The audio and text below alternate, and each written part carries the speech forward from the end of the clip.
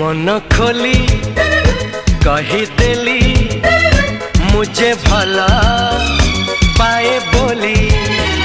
तुम कथा रंग होली लाजे मुह हेला नहीं। हाय मन खोली कहीदेली मुझे भला पाए बोली।